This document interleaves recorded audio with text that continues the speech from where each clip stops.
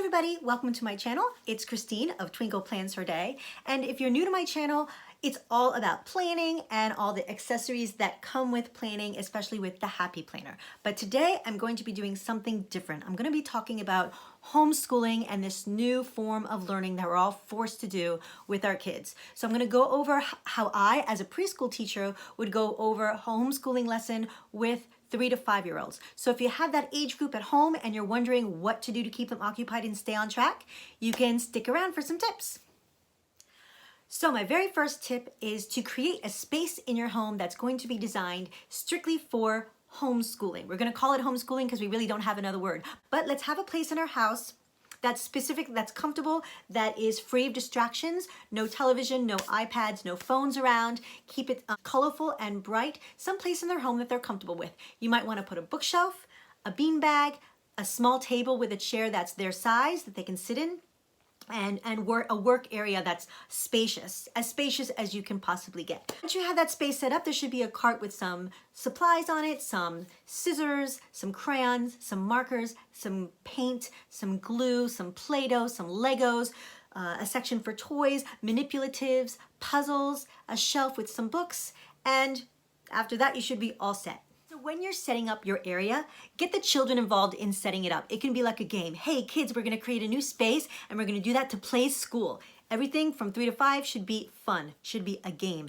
should be something they wanna be engaged in. And if they're not engaged, try to find something that they're interested in and get them engaged, because that's gonna be a key factor. You don't wanna nag and nag and nag and try to get them to do something they don't wanna do. That's just not gonna be productive and everyone's gonna be unhappy. Trust me, try to avoid it and do things that they're interested in. If they're interested in trains, wrap everything around trains. If they're interested in unicorns, find books about unicorns, no matter what it is.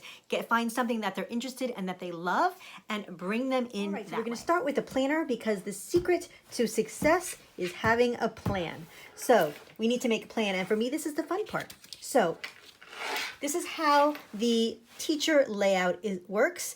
This is a student layout that I'll show you, so you can see the difference. There are other different kinds of layouts, but for this kind of thing, the student and the teacher planner do work out well, or you can just take a Happy Notes or just a plain paper and just write something out yourself with the days of the week, either on the top or on the sides. With the student, they're on the top, and the teachers, they're on the side. I'm gonna use the teacher one for right now, but I just wanted to show you what the student one looks like, where you can just create your own.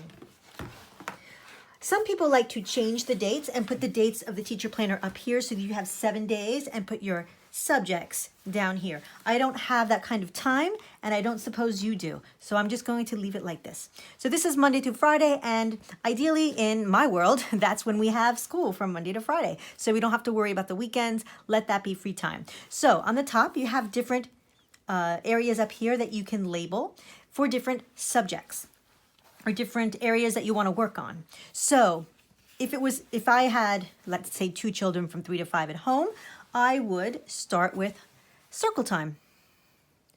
Because in school, that's how we start our day, with circle time. Well, we have manipulatives in the morning, but the real school starts with circle time. So a normal circle time would work something like this. Only about 10 minutes. We have a good morning song, and you can make up your own song, or if they're already in school and have a morning song, you can have them sing that morning song. You could do the calendar, go over the day of the week. We should all have a calendar in our spaces with an X on the day of the week. Let them go over the days of the week. Ask them what the month of the year is. We can go over the weather. Look outside the window. Can you tell me if it's windy today? Is it rainy? Is it hot? Is it cold? What do we need? Do we need an umbrella? Do we need to wear rain boots? It's a whole conversation. Then you can have a question of the day. And this question could be anything you want. It could be something like, what would you like to do this weekend? Or imagine that meatballs were falling from the sky. What would you do? It could be any kind of thing you want to ask. And then after the question of the day, you could read a story. So, and the story should be centered around a theme. What I like to do during the week is have a theme. Doesn't have to be this way, but it just makes it easier to stick to one thing. Let me explain how this would be. For example, a story could be rainbow fish. That's a typical story that we see in preschools. Everybody knows it. Rainbow fish. And that's an easy thing to go on. So let's see, we'll have circle time, and you could write down the question of the day if you'd like. Then I'm going to write the theme or the book that we're going to read. So I'm going to write rainbow fish. Okay, and then your question of the day could be here as well. You can write that in your circle time. You don't have to do this at all. This is just a suggestion of what I'd like to do. Then we can have different subjects like math, art, science. You can add any kind of subject you'd like, music, or it could be dance, or even yoga, just something with movement. And then you can have them do a chore, learn how to do something around the house. That's just a sample of it. For example, if you're reading Rainbow Fish, you could take out some goldfish and do some math, or say, look, if goldfish had 3 scales and gave away 1 scale, how many scales do you think you'll have left? Or if the little fish got 2 scales from one fish and 1 scale from another, how many scales would he have? Or you can use goldfish and put them on a plate and do some manipulatives just to go over the numbers and quantitative one-to-one correspondence. Simple, and you do whatever the child can go. You can challenge the child without making him feel overwhelmed. But you can, let's just say you're going to use goldfish as manipulatives for that day to keep the theme of fish, and they'll probably love to eat them afterwards. Then art, you can go on Pinterest. That's the easiest thing to do. If you want an art project with any kind of book that you can think of for preschoolers, you go on Pinterest, you look up the book, art project, preschool, and a million things will come up. So the most popular art project for rainbow fish is to take a paper plate, you cut off a little triangle from the side, and you staple it to the other side. Put a little eyeball, and they can paint it or use little small tissue paper scales to glue onto the paper plate. And then you take a little bit of aluminum foil, and that could be the shiny scale. Because in the story, he has shiny scales that he gives away to his friends and discovers the meaning of happiness. Isn't that sweet? Okay, so then for science, you can do a rainbow. There are a ton of rainbow science experiments. Rainbow experiments. Now you can keep the theme if you'd like all week long, or you can change the book every day. But if you want to make it easy on yourself, I would just keep the theme for the whole week. You can find different rainbow experiments. For example, you can put out Play-Doh. You can have then put the 2 different colors of Play-Doh together to find out what other color they can make. You can do a food coloring experiment. You can do how to make a rainbow. Look up online. There's plenty of YouTube videos taking some glass or some water in a jar and putting it to the light to try to make a rainbow. That could be another thing to do. And there's just like one every day. We're not going to do 100 experiments in one day. That's just too overwhelming. But if you can just give yourself an idea of something to do every day. There's also another one called Rainbow in a Jar that's pretty popular. There's tons, so many. And Walking Rainbow is another where you put food coloring, one of every color, in different plastic cups. And then you take some paper towels and you fold them up over each one, and the colors will flow to each other. It's really, really cute. That's a great one. It's called Walking Rainbow. All this stuff can be found online, and many, many more. Just look up rainbow experiments on Pinterest. Nothing easier at all.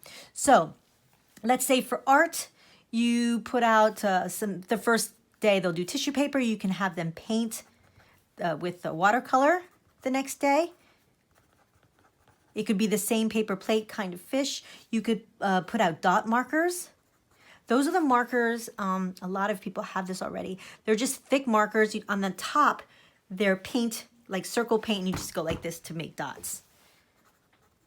Or any other thing that you have around the house. And you can, the next day you take out scissors if they're old enough to use them, and just put out some extra scraps, some construction paper, give them some scissors, another piece of paper, and glue, and they can just cut up and make pictures using their imagination of anything that they want. You can say to them, make an aquarium with what you have. So they can just cut up pieces of paper and put them together however they want in sort of a free form way. This is, I swear, as a teacher, my favorite thing. It keeps them occupied for literally hours. They'll just snip, snip, snip, and paste, snip, snip, and paste, especially the boys. For some reason, they just love the scissors. So that's a good tip. If you're at home and you need things to do, get them a pair of, well, these aren't real, these are real scissors. Get them a pair of child safety scissors like this. They are amazing. Now you kind of have to stay in the room with them when they do it, but this is they can do this for hours on end. And another thing that I like to do is called Imagination Station. I'm gonna write it down here. So let's say if I write that, that's Friday, they would do an Imagination Station. Now what that is a whole bunch of different materials together, like pom-poms, tissue paper, rolls, any kind of plastic cups, anything that they can use that you don't need anymore, markers, and of course pens and tape. And you have them put together, or some boxes too, and you have them make an invention. You can have them, for example, for this theme, build an aquarium. Say, hey, these are materials, I want you to build an aquarium. And if they don't have any ideas, you can start them off and then let them roll with it. You can take a box, cut a hole in it and say, look, this is like an aquarium. You can put some tissue paper for some seaweed here, and we'll put some rocks on the bottom. And then you can give them some ideas, but don't do anything for them. This should really be their time to work through problems that they're going to have, be creative, and let them run with their own ideas. Okay, and then when they're finished, they can explain to you what their aquarium is, what kind of fish is in their aquarium, or if you're having them invent a machine for something, they can tell you what this machine will do, etc.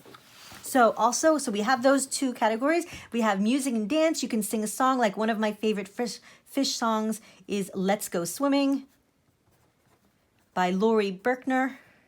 This is a favorite of my class. It's a really long song. It's like 5 minutes long, but it's so funny. There's a lot of actions to do. I would look it up. I'll write it down. Lori Berkner. And, there's a K in there somewhere. Look at that up online. She's great. There's a ton of other fish songs like Three Little Fishies, or if you can do that over 2 days and then just do Three Little Fishies, another popular one. And I'm sure the kids already know fish songs. They've been in school. So if I want to do something over 2 days, instead of writing it again, I would take a mild liner and do something like this. Now, if you have more than one child, you could color code. But I like to use mild liners to denote when something goes over 2 days. Or if you want to do like this scissor activity over 2 days, or if you see that your child really likes something and wants to continue it, you can put it over 2 days, for example. Okay? So there's that. And there's also a lot of yoga things on YouTube. Either whatever you like. If you do yoga yourself, you should teach your child how to do some yoga steps. If you like to garden, incorporate your child's learning in your activities. Like bring him to the garden and show him or her the seeds, what makes things grow, how you have to water things. Just incorporate whatever your hobby is into your child's schedule so that you're engaged as well. So then I would incorporate a chore into. Now, this doesn't have to really stick to a theme, but let's say you want to go over doing the laundry, how to fold socks, for example, sorting socks. Laundry, sock sorting. You can get all the socks out and they can sort the socks together. It's an activity for them. It gets something done. Oh, again, I spelled laundry wrong. What's wrong with me? Okay, and they can sock. So you think about a chore every day and that will keep them, so you have something, you don't have to think about what to do with the kids. You already wrote it down. So in the long run, you're doing work now, but over the week, it's already written down, so you don't have to go through that those mental gymnastics of finding out, oh my gosh, what am I gonna do? Like kind of like dinner, like planning meals. It seems easy enough, but when you get there, you never know what to make. But if you meal plan and you have everything in advance, it just becomes second nature after a while. It's kind of the same thing with this. So we have our book theme. You can keep the same book throughout the day and read the same one every day. Or you can change your book or do a theme, like an Eric Carle theme. He's written so many books, you can do like a whole month of Eric Carle. You can do the name of it, The Very Hungry Caterpillar, and then do The Tiny Seed, and then just doing a chapter on Eric Carle. You could talk about what an author is. There's so many art projects to do with him. And whatever math we don't do a lot of math in the 3s, but you can play games like with dice. If you have those big dice, that's great. You roll the dice, they count. You can find, oh, you rolled a 3. Find me 3 red shoes. And they'll go and find 3 red shoes. Just for number-to-number correspondence, and you keep it fun with games. So I hope this helps you. It gives you a little bit of an idea. If you have kids in different age groups, it's a little harder because you have to do 2 separate things. But if you have a 3-year-old and a 5-year-old, it's kind of ideal because all of these activities kind of work with both of those age groups. And you can make the math a little bit harder for the older one, but everything else is pretty much the same. Another idea that I didn't mention is to go on a scavenger hunt. Try to get us outside at least 20 minutes a day. I would try for an hour actually. Go for a walk and have them look for something. Maybe look for 3 acorns. You can add this into like the math portion of it. And look for 3 green leaves and then put them in a bag.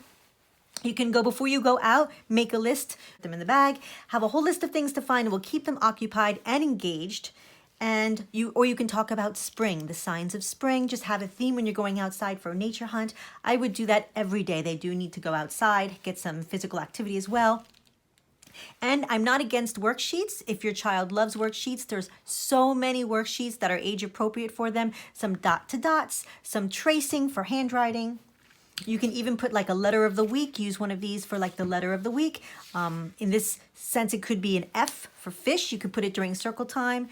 You can say the letter of the week will be F, and you can do some tracing, which would be just putting dots like this and have the child trace the F over and over again a couple times, or take pictures of things that have the F sound, and make a little book of all the letters that you're going over. So find an idea, something that clicks with them, and just build on that. Work with whatever you have. You know your child best. Another thing that I want to stress is really how we look on this situation is going to affect them. So if we're optimistic and looking on and positive about this time, then the children are going to be positive. And if we're depressed and anxious and worried about if they're going to catch up with their friends, or what if they're going to fall behind in their schooling, if we're anxious, they're going to catch on that anxiety, and that's not going to be good for anybody. So this is a great time to learn some skills that normally we wouldn't even have time to teach them. So if they're having trouble tying their shoes, this is the perfect time to get them to tie their shoes, or to get them to get dressed by themselves. This is a great time to potty train. Any kind of issue that you're working with the children on, this is the time to do it. We have the gift of time. This is great for them. They're not rushed from activity to activity, and they can take the time to be independent, to learn creative play, to learn to learn how to take care of themselves and how to keep themselves occupied. This is a skill. This is a skill. Learning to play independently is a wonderful skill to have in life. Children should not have to be entertained 24/7. They really need the time to be bored. So this is a time to give them to be bored. There's going to be a lot of whining. There's going to be a lot of crying maybe. And that's okay, but this is how we raise resilient children. And resilient children are going to grow up into people who are entrepreneurs, who take risks, who have confidence. So really, if you look at this time as a gift, which is how I'm looking at this time, I really think having that perspective will be great for the kids. There are a couple days where you don't do anything, that's fine. This is hard. No one said it's easy. So give yourself some grace and pat yourself on the back, because you're probably doing a wonderful job. And basically that's it. I hope this video helps you. If it gave you any kind of inspiration, please give this video a thumbs up. If you have any comments or any extra tips, leave them down below. I'd certainly like to hear about them. You can also catch me on Instagram at Twinkle Plans Her Day. Thanks so much for watching.